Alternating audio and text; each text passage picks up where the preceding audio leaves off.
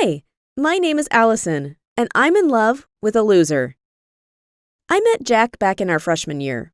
He was the sweetest guy ever, a real goofball. He made me laugh, and we'd spend hours hanging out together. It was amazing. He was my very first boyfriend, and he would end up taking me to prom in one of the most magical nights of my entire life. Back when we were in high school, everything was perfect. He had a part-time job, and he got great grades.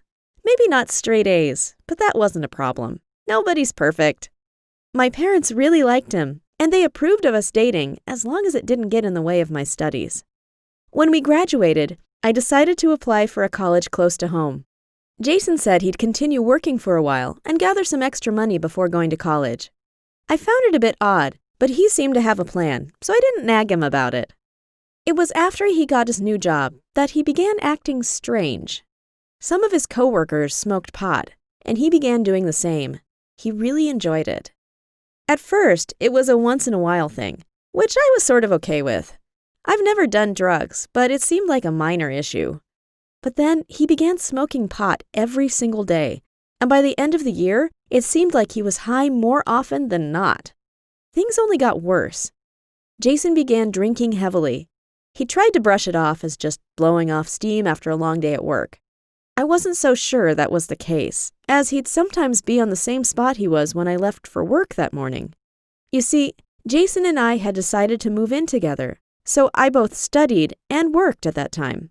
We lived close to my college's campus, but still I was rarely at home, so Jason got to do everything he wanted without me noticing. One night, I received a terrifying call. Jason had been in a car accident. I couldn't believe it and rushed to the hospital. Thank heavens he only had minor injuries, but his car was destroyed. When he told me what happened, I was pissed off.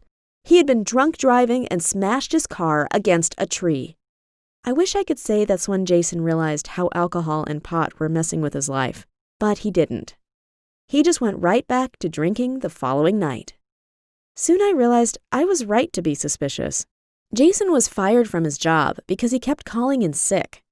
He tried to hide it from me at first, thinking he'd get another job before I noticed, but he didn't even show up to the interviews.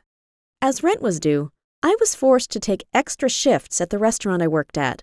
This meant paying less attention to my studies, which made me so angry at Jason. We began arguing almost every day. I would try every approach to get him to realize how he was messing up his life, and mine in the process. I screamed, I pleaded. I had heart-to-heart conversations with him every time he'd promise he would change, but he never did. The problem was, I loved Jason so much. When we first met, he had been this amazing guy, so I didn't want to just give up on him without a fight.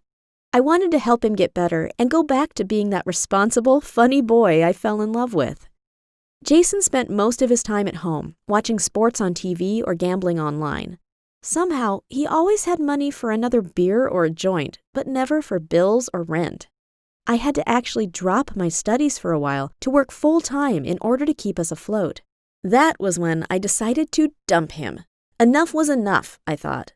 But Jason was so heartbroken. He sobbed like a baby and swore he'd change. And like a fool, I believed him. I decided to stay and watched with pride as he went to his first job interview in over a year. He got the job. We celebrated without alcohol. I truly thought he had learned his lesson. I was wrong. Only a month later, Jason lost his new job because he didn't even bother showing up.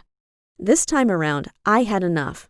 No matter how much I loved him, I couldn't be supporting a parasite all through my life. I paid for the last month of rent and explained to him that from then on, he either had to pay for it on his own or vacate the apartment. I moved back in with my parents and went back to college. It was the only way I could put my life back on track after the train wreck it had become. I still worked a half-time job to help pay for my expenses and plan on moving out the moment I graduate.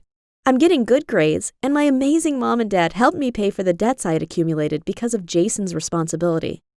I still love him dearly, even after everything he did, but I can't let him drag me down. I have big dreams for my life and deserve someone who pulls his own weight, Not some slacker who expects me to pay for everything while he lays on the sofa and drinks all day. Jason is not doing any better, the last I checked.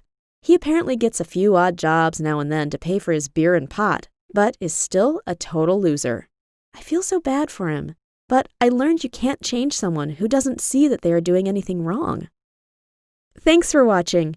If you know someone who is stuck in a situation like mine, share this video with them. And don't forget to subscribe and check out the other videos on this channel.